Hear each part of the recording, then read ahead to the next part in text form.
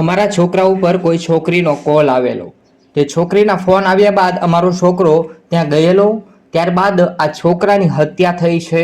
હાલ તેમની લાશ મળી છે. મોટા સમાચાર. કાટુ ગામે મિત્રો સાથે ગોતરેડામાં ગયેલા યુવાન અચાનક કેવી રીતે મરણ પામ્યો તેને લઈ અને મોટા સમાચાર સામે આવી રહ્યા છે.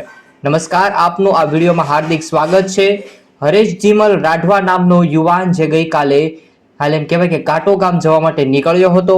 તેનો મૃતદેહ આજે સવારે કાંટો ખાખર પડિયા પાસેના જંગલમાં ટીમરૂના ઝાડ ઉપરથી મળી આવતા ચકચાર મચી ગયો છે.